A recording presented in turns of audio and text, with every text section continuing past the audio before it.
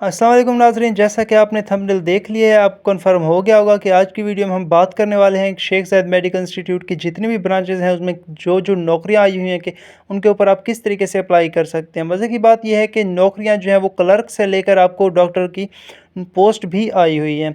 Apply करने के लिए आपने गूगल क्रोम के ऊपर NTS सर्च कर लेना है। जैसे ही आप NTS सर्च करेंगे तो आपके सामने कुछ इस टाइप का एक इंटरफेस ओपन हो जाएगा। अब यहाँ पर आप देख सकते हैं कि क्लोज एप्लीकेशन और यहाँ पर जो है ओपन एप्लीकेशन का एक ऑप्शन नज़र आ रहा है। ओपन एप्लीकेशन में मैंने ओपन एप्लीकेशन किया हुआ है, तो आप यहाँ पर देख सकते हैं कि जो जो पोस्ट आई हुई हैं। अब यहाँ पर आप देख सकते हैं निश्तर मेडिकल कॉलेज जो है मुल्तान में, उसमें जॉब्स आई हुई हैं। अब बात करते हैं कि इनके ऊपर अप्लाई किस तरीके से करना है। अप्लाई करने के लिए जिस भी पोस्ट के ऊपर आप अप्लाई करना चाहते हैं, आपने सिंपली करना क्या है, आगे जो डिटेल लिखा हुआ है यहाँ पर आप देख सकते हैं कि पोस्ट के नीचे जो है वो लास्ट डेट भी लिखी हुई है। अप्लाई करने के लिए सिंपली आपने करना क्या है, आपने जो है आगे डिटेल के ऊपर टैप कर देना है जिस पोस्ट के ऊपर आप अप्लाई करना चाहते हैं। जैसे आप डिटेल के ऊपर टैप करेंगे, तो मैंने अभी एक पोस्ट के ऊपर अप्लाई करने के लिए डिटेल के ऊपर टैप किया है, तो आप यहाँ पर देख सकते हैं कि और एक बात आपको बताता चलूँ कि हर पोस्ट का जो है इंटरफेस अलहदा होगा। ये बाहर से जो है वो सेम होगा, लेकिन अप्लाई करने का तरीका हर पोस्ट का जो है वो अलग होगा। अब अप्लाई करने के लिए सिंपली आपने डिटेल के ऊपर टैप कर देना है। जैसे ही आप डिटेल के ऊपर टैप करेंगे तो आपके सामने इस टाइप का इंटरफेस ओपन हो जाएगा।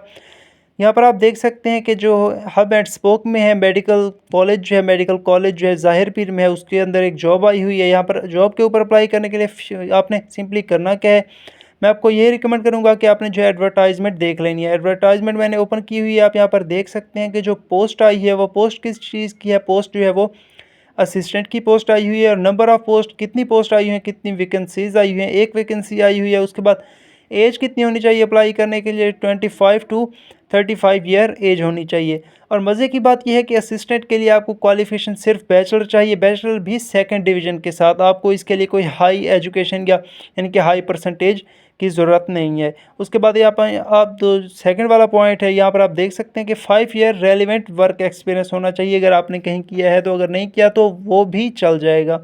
उसके बाद जो है आपकी 40 वर्ड पर मिनट जो है वो MS ऑफिस के अंदर एक्सपर्टीज़ होनी चाहिए।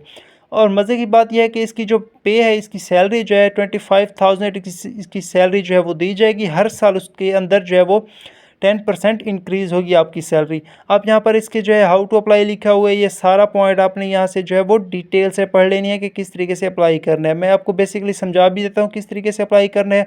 आपने यहाँ पर इसे बैक कर लेना है। जब आप बैक कर लेंगे तो आप अप्लाई करने के लिए सिंपली आप यहाँ पर देख सकते हैं फॉर ऑनलाइन एप्लीकेशन, आपने सिंपली इसके ऊपर टैप कर देना है। जब आप इसके ऊपर टैप करेंगे तो आपके सामने कुछ इस टाइप का एक इंटरफेस ओपन हो जाएगा। आप यहाँ पर देख सकते हैं कि अगर आपका अकाउंट बना हुआ है NTS के ऊपर तो सही है, अगर नहीं बना हुआ, अगर बना हुआ है तो सिंपली आपने अपना CNIC देना है और यहाँ पर आपका पासवर्ड देकर जो है आप साइन इन कर लेंगे। उसके बाद अगर आपका अकाउंट बना हुआ है तो आपने साइन अप कर लेंगे, अगर नहीं बना हुआ तो आपने जो है साइन अप कर लेना है। अगर बना हुआ है आपका अकाउंट तो आपने साइन इन के ऊपर टैप कर देना है। जब आप साइन इन के ऊपर टैप करेंगे तो सिंपली आपने जो अपना CNIC ऐड करना है। मैं भी अपना CNIC है जो वो ऐड कर देता हूँ। CNIC पहले से ऐड हुआ पड़ा है, तो सिंपली आपने CNIC को दुरुस्त करना है। और यहाँ पर आप नीचे देख सकते हैं कि पासवर्ड आपने स्ट्रॉन्ग रखना है, जिसमें स्पेशल करैक्टर भी होने चाहिए, नंबर्स भी होने चाहिए और लेटर भी होने चाहिए। सिंपली आप पासवर्ड ऐड कर देंगे। पासवर्ड ऐड करने के बाद सिंपली जो है आपने लॉगिन के ऊपर जो है वो टैप कर देना है। जब आप लॉगिन के ऊपर टैप करेंगे तो आपके सामने इस टाइप का इंटरफेस ओपन हो जाएगा। यहाँ पर आप देख सकते हैं कि एप्लीकेशन फॉर्म के नीचे 3 लाइंस नज़र आ रही हैं, आपको रेड लाइन में लिखा हुआ है। ये आपने गौर से पढ़ लेना है क्योंकि यही जो है वो मेन इन्फॉर्मेशन है। आप यहाँ पर देख सकते हैं कि यहाँ पर लिखा हुआ है कि आपने अपनी डेट ऑफ बर्थ यानी कि ईयर और मंथ जो है वो करेक्ट लिखने हैं। उसके बाद लिखा हुआ है कि टोटल मार्क्स जो है आपने इंटीजर में लिखने हैं। उसके बाद नीचे लिखा हुआ है कि आपकी पे जो करेंगे, आप जो अपनी फ़ी अदा करेंगे यानी कि एप्लीकेशन फ़ी है वो अदा करेंगे, वो 24 आवर के बाद अपडेट हो जाएगी। अब बात करते हैं कि अप्लाई किस तरीके से करना है। अप्लाई करने के लिए आपने सिंपली यहाँ पर आप देख सकते हैं कि कंप्लीट हमारे सामने एक एप्लीकेशन फॉर्म ओपन हो चुका है इस पोस्ट के ऊपर अप्लाई करने का। सो सिंपली अप्लाई करने के लिए मैंने अभी जो है अपनी पर्सनल इन्फॉर्मेशन हाइड की हुई है ऊपर वाली CNIC वगैरह, लेकिन मैं अभी आपको यहाँ पर दिखा देता हूँ। तो सिंपली आप यहाँ पर देख सकते हैं कि इमेज प्रीव्यू यहाँ पर लिखा हुआ है। फर्स्ट ऑफ ऑल आपने अपनी जो है वो इमेज यहाँ से ऐड करनी है। इमेज ऐड करने के बाद आप यहाँ पर नीचे स्क्रॉल करें तो यहाँ पर जो है आपने अपनी टेस्ट सिटी सेलेक्ट करनी है। टेस्ट सिटी में बहुत सारी सिटी आई हुई हैं, रावलपिंडी, लाहौर, मुल्तान, भावलपुर, तेरा गाजी खान, फैसलाबाद, साहिवाल, सरगोदा वगैरह। तो आपकी जो भी नियरेस्ट सिटी हो आपने वो सिलेक्ट कर लेनी है। उसके बाद अपना CNIC ऐड करेंगे, date of birth according to your CNIC। जो भी आपका CNIC के ऊपर आपकी डेट ऑफ बर्थ लिखी हुई है आपने करेक्ट लिखनी है। आपने एक डे भी ऊपर नीचे नहीं करना, एक मंथ भी ऊपर नीचे नहीं करना, क्योंकि बाद में उसका जो है वो प्रॉब्लम आ सकता है। उसके बाद आप ऊपर स्क्रॉल करेंगे तो आप यहाँ पर देख सकते हैं कि यहाँ पर लिखा हुआ है नेम। आपने अपना फुल नेम लिखना है, स्पेलिंग की गलती आपने नहीं करनी। फादर नेम लिखना है, आपके फादर का जो भी नेम है। और ये याद रखना है कि आपने जो है ये जहाँ पर रेड डॉट लगे हुए हैं ये पॉइंट जो है आपने लाजमी करने हैं। उसके बाद जेंडर आप सिलेक्ट करेंगे, अगर मेल अप्लाई कर रहे हैं तो मेल, अगर फीमेल अप्लाई कर रही हैं तो वो फीमेल सेलेक्ट करेंगी। प्रोवेंस लिखना है आपका डोमिसाइल जिस प्रोवेंस का भी है। उसके बाद जो है आपने डिस्ट्रिक्ट लिखना है, आपके डोमिसाइल का जो भी डिस्ट्रिक्ट है। मैं अभी आपको जो है ये रैंडम इन्फॉर्मेशन फिल करके दे रहा हूँ। उसके बाद आपने सिंपली करना क्या है, अपने अपना ईमेल लिखना है। उसके बाद आप अपना एड्रेस लिखेंगे। उसके बाद यहाँ पर देख सकते हैं आर यू डिसेबल, अगर आपके पास को अगर आप डिसेबल हैं तो नो यस करेंगे, अगर नहीं है तो आप नो कर देंगे। उसके बाद नीचे देख सकते हैं एकेडमिक डिटेल्स यहाँ पर आपने अपनी ऐड करनी है। एकेडमिक डिटेल्स में क्या आता है, यहाँ पर लिखा हुआ है कि आपने मिडिल स्कूल का सर्टिफिकेट लिया है, अगर लिया है तो यस, अगर नहीं लिया तो आपने नो करना है। उसके बाद यहाँ पर 3 पॉइंट्स बने हुए हैं, 3 जो है वो सर्कल बने हुए हैं। यहाँ पर जो है आपने अपनी 10 ईयर एजुकेशन ऐड करनी है, अब यहाँ पर लिखा है मेजर सब्जेक्ट्स।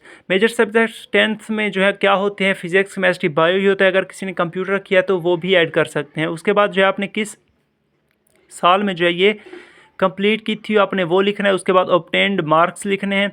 मार्क्स आप यहाँ पर अपने ओरिजिनल लिखेंगे जो भी आपके थे, यानी कि यहाँ पर मैं अभी ऐसे ही फिल कर रहा हूँ, लेकिन आपने जो है अपनी सारी इन्फॉर्मेशन जो है अपने डॉक्यूमेंट्स अपने साथ रख लेने हैं, सामने रख लेने हैं, और यहाँ पर सारी इन्फॉर्मेशन जो है उसे फिल करते जाएंगे।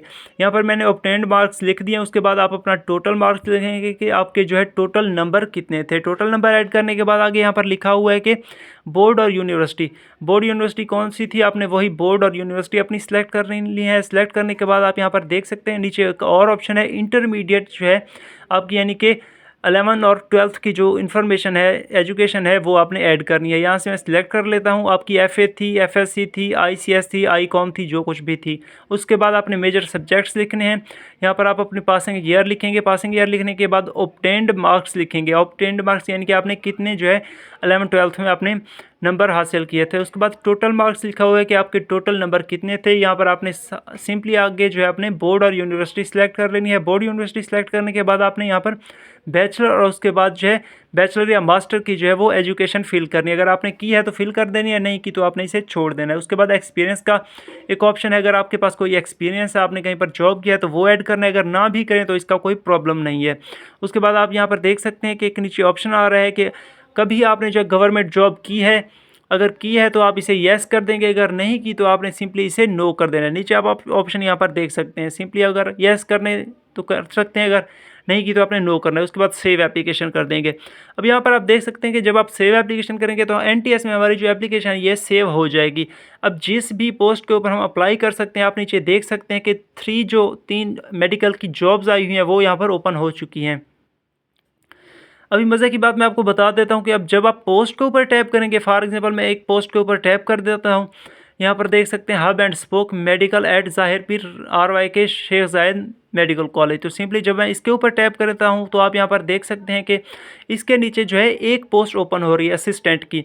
यहाँ पर आगे लिखा हुआ आ रहा है अप्लाई ऑन दिस पोस्ट। अगर हमें किसी और पोस्ट के ऊपर अप्लाई करता हूँ, किसी और यहाँ पर जॉब के ऊपर टैप करता हूँ, यहाँ पर आप देख सकते हैं बहुत सारी जॉब्स आ चुकी हैं। PA, उसके बाद जो है अकाउंटेंट वगैरह की, उसके बाद जो है जूनियर क्लर्क की, कंप्यूटर ऑपरेटर की, और स्टोर कीपर की भी यहाँ पर जो है वो जॉब आई हुई है। उसके बाद अगर मैं नीचे वाली पोस्ट के ऊपर टैप करता हूँ तो यहाँ पर भी बहुत सारी जो है वो जॉब्स आई हुई हैं। तो इस तरीके से दोस्तों यहाँ पर आप देख सकते हैं अप्लाई ऑन दिस पोस्ट के ऊपर करके आप अप्लाई कर सकते हैं।